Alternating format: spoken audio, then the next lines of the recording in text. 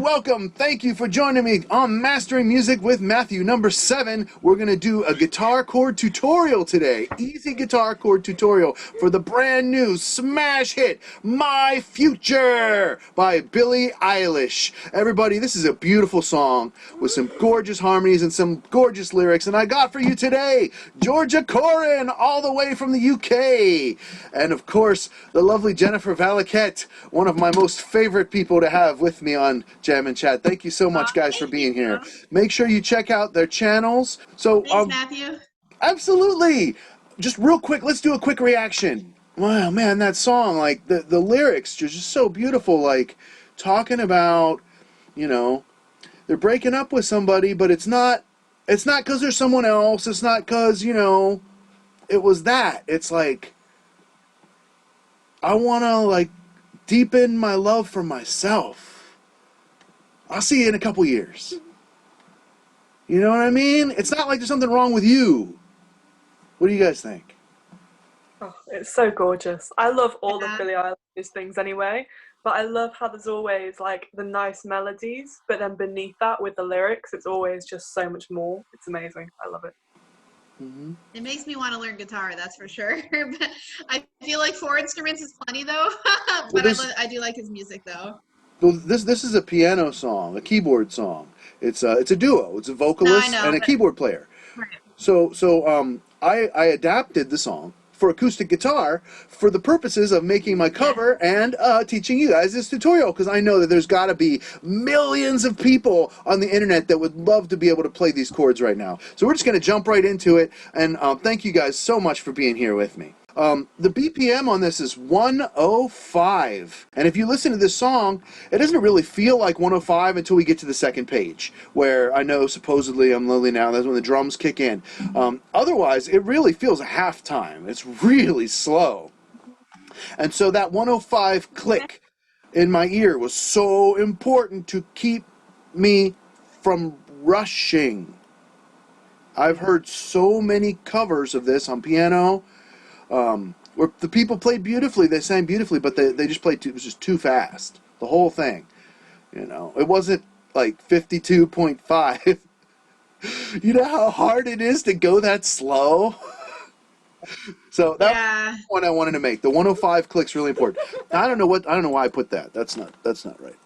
We're going to be in the key of E flat major, okay? And we're going to have a capo on the 3rd fret of our guitar. This is really important. So the chords that I have written there, C major 7, C7, etc., that is all factoring in the fingering based on having our capo on our 3rd fret of the guitar, because the song is actually in the key of E flat major, and that's every guitar player's favorite key, right? You love to just play an E flat major, right, Georgia? Sure. No, of course not. That's because we got E strings. So that's why we capo on the 3rd fret, to make it easy chords. Okay, so let's go over this. We're going to need 8 chords for this song, guys. The first chord we're going to need is called A minor. Once again, factoring above that capo. Next chord we've got is C7. These are in no particular order. We're going to need that C7 an awful lot in this song. It's on the chorus. It's a big part of the hook. We're going to need our C major 7. This is going to be our 1 chord. Gorgeous, beautiful, longing feeling there. One time we have our D chord. That's going to pop in. We're going to need our E7. Now, this diagram has the complicated E7. I like to just take this 2nd string and make it open. And I like to take the 4th string and make it open. The one that I used was just the 2-finger version, much easier and quicker. And then we also have our F chord. This is going to be a big major staple in this song. Our subdominant. There's no dominant chord. There's no G. Instead, we have an F minor. What? That doesn't make sense. Where's our dominant chord? And then, of course, we have our F major 7th. Also comes up a lot. Real briefly, to explain why we have that beautiful F minor chord instead of a G chord. Okay, so if we look at this, what we're doing is we're taking our letters C, C sharp, D, D sharp, E, F, F sharp, G, G sharp, A sharp, B, and we're putting them in a circle. And we're dividing with this little dotted hash. This is going to be our replacement hash. So what we're doing is we're taking the notes of our G major chord and replacing them. So G is being switched with C. Do you see that? Okay? We have the B is being switched with G sharp, which is actually going to be A flat in our key. You see? We have our F and our D are staying the same. They're switching with each other. And so what we end up with is F, A flat, C, and D. Now, if the piano player wasn't going to play a G7, then we wouldn't have the D. We'd just have an F minor chord. Do you see? That's how negative harmony works. You take each note of the chord and flip it over this axis. And what negative harmony does is it gives you a new way to approach a chord change with the same amount of tension, but you're getting that tension from the opposite direction. For example, that F minor chord, instead of resolving up, it will resolve down. Right. Okay? The same number of notes will resolve, but they will resolve in the opposite direction, giving a fresh and beautiful sound. This is not something that's new. It's just uncommon. This has been done at least since classical music, of course, been re-brought back by the Beatles, etc., etc. It's not something that, they just made up.